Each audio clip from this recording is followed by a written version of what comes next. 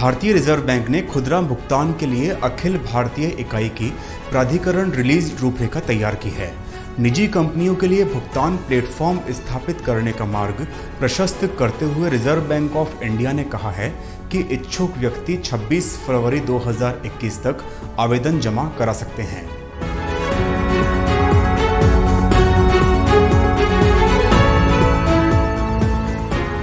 NPCI APHOTA के पूर्व MD और CEO के अनुसार रिजर्व बैंक ऑफ इंडिया का लक्ष्य सक्रिय डिजिटल ग्राहकों की संख्या 150 मिलियन से बढ़ाकर 500 से 600 मिलियन करना है।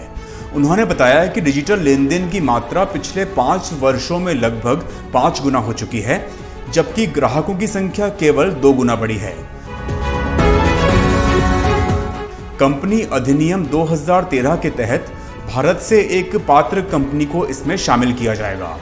कंपनी को भुगतान प्रणाली ऑपरेटर, भुगतान सेवा प्रदाता और प्रौद्योगिकी सेवा प्रदाता के रूप में भुगतान पारिस्थितिकी तंत्र के तहत 3 साल का अनुभव होना चाहिए।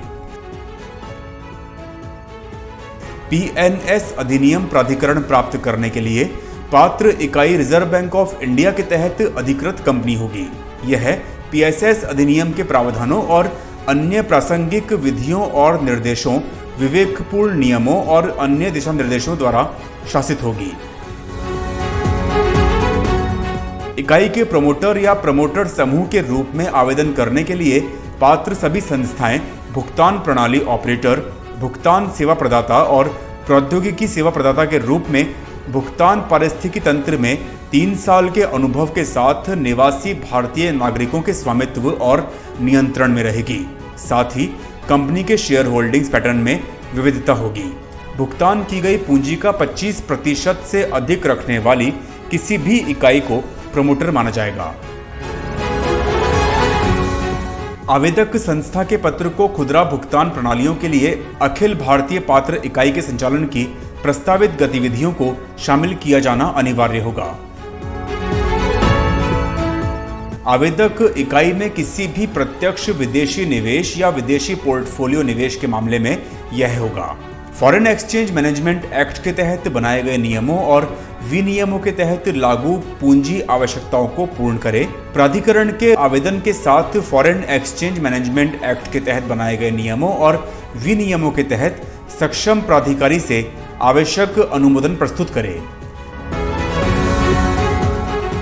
प्रमोटर या प्रमोटर समूह रिजर्व बैंक ऑफ इंडिया के उचित मानदंडों की पुष्टि करेंगे। एक प्रमोटर कंपनी या समूह कंपनी के निदेशक को उचित व्यक्ति माना जाएगा यदि ऐसे व्यक्ति के पास निष्पक्षता और अखंडता का रिकॉर्ड हो, लेकिन जिसमें शामिल नहीं है जैसे कि वित्तीय अखंडता, अच्छी प्रतिष्ठा और चरित्र, ईमानदारी।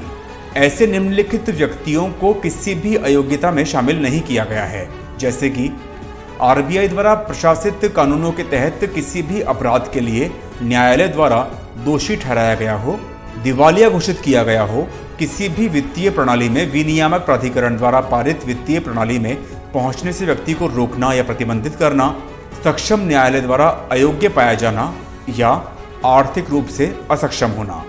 यदि कोई प्रश्न उठता है कि क्या एक व्यक्ति एक फिट और उचित व्यक्ति है, तो ऐसे प्रश्न पर रिजर्व बैंक ऑफ इंडिया का निर्णय अंतिम होगा। पात्र इकाई में न्यूनतम भुगतान पूंजी 500 करोड़ रुपए होगी। किसी भी एक प्रमोटर या प्रमोटर समूह का इकाई की पूंजी में 40% से अधिक निवेश नहीं होगा। प्रमोटर या प्रमोटर समूह इकाई की स्थापना के लिए आवेदन करते वक्त कम से कम 10% यानी 50 करोड़ रुपए की पूंजी का योगदान देंगे। व्यापार और संचालन के प्रारंभ के समय शेष पूंजी सुरक्षित रखी जाएगी। प्रमोटर ग्रुप शेयर होल्डिंग को पात्र इकाई के कारोबार के शुरू होने के 5 साल बाद न्यूनतम 25% तक कम किया जा सकता है। न्यूनतम नेटवर्थ 300 करोड़ रुपए हर वक्त बनाए रखना आवश्यक होगा। पात्र इकाई के लिए गतिविधियों के विभिन्न पहलुओं पर ध्यान देना आवश्यक होगा, जैसे कि एक पात्र इकाई खुदरा क्षेत्र में नई भुगतान प्रणालियों को स्थापित, प्रबंधित और संचालित करेगी। इकाई नए भुगतान के तरीकों, मानकों और प्रौद्योगिकियों का शुभारंभ करेगी। देश और अंतर्राष्ट्रीय स्तर पर संबंधित मुद्दों की निगरानी भी उन्हें रखनी होगी। एक पात्र इकाई भाग लेने वाले बैंक और गैर बैंकों के लिए क्लियरिंग प्रणाली का संचालन करेगी। उन्हें ऋण, तरलता और परिचालन जैसे जोखिमों की पहचान और प्रबंधन करना होगा और प्रणालियों की अखंडता को संरक्षित भी करना होगा। इसके अतिरिक्त उन्हें देश में और अंतर्राष्ट्रीय स्तर पर खुदरा भुगतान प्रणाली के विकास और संबंधित मुद्दों की निगरानी भी करनी आवश्यक होगी, ताकि धोखाधड़ी जैसे मामलों से बचाव हो सके, जो कि सामान्य रूप से सिस्टम और अर्थव्यवस्था को प्रतिकूल रूप से प्रभावित कर सकते हैं। एक पात्र इकाई को अपने उद्देश्य को पूर्ण करना अनिवार्य होगा और यह सुनिश्चित करना होगा कि प्रणाली में भागीदारी का निर्धारण करने में निष्पक्षता, इक्विटी और प्रतिस्पर्धी सिद्धांत लागू हो। आवश्यक नियमों और संबंधित प्रक्रियाओं को फ्रेम करना भी कंपनी को सुनिश्चित करना होगा कि सिस्टम सुरक्षित और मजबूत है और भुगतान कुशलतापूर्वक हो सकता है। देश में खुदरा भुगतान पारिस्थितिकी तंत्र को और मजबूत करने की दिशा में भी इकाई को काम करना होगा। यदि आवश्यक हो तो इकाई को रिजर्व बैंक के चालू खाते सहित रिजर्व बैंक के भुगतान और निपटान प्रणालियों में भाग लेने की अनुमति भी दी जा सकती है। पात्र इकाई कॉरपोरेट प्रशासन के मानदंडों के साथ साथ इसके बोर्ड में नियुक्त किए जाने वाले व्यक्तियों के लिए फिट और उचित मानदंडों के अनुरूप होगी। रिजर्व बैंक ऑफ इंडिया ने डायरेक्टर्स की नियुक्ति को मंजूरी देने का अधिकार बरकरार रखा है और साथ ही पात्र इकाई के बोर्ड में एक मेंबर को नामित करने का भी अधिकार दिया गया है। इकाई स्थापित करने के लिए आवेदन में एक विस्तृत व्यवसाय योजना होगी, जिसमें भुगतान प्रणाली को प्रस्तावित करने के लिए कवर किया जाएगा। साथ ही भुगतान पारिस्थितिकी तंत्र में अपने अनुभव को विधिवत स्थापित करने के लिए अन्य दस्तावेजों के साथ संचालित भी किया जाएगा। इस तरह की योजना अन्य बातों जैसे कि प्रौद्योगिकी, सुरक्षा सुविधाएं, बाजार विश्लेषण और अनुसंधान, भुगतान प्रणालियों का लाभ, प्रणालियों की संरचना, भुगतान प्रणाली की स्थापना के लिए समय अवधि और संचालन के प्रस्तावित पैमाने आदि शामिल हैं।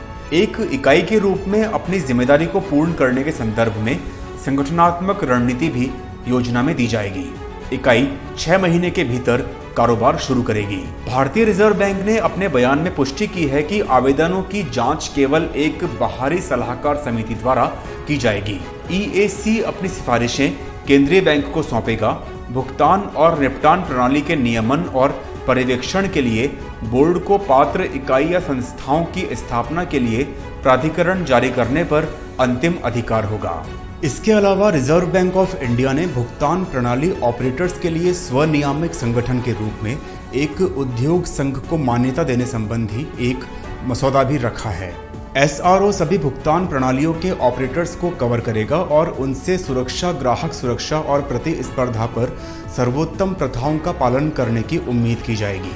SRO, PSO और रिजर्व बैंक ऑफ इंडिया के बीच दो तरफा संचार चैनल के रूप में काम करेगा। सदस्यों द्वारा अनुशासित व्यवहार में सहायता करने के अलावा भुगतान स्थान में न्यूनतम मानक स्थापित करने की दिशा में भी प्रयास करेगा।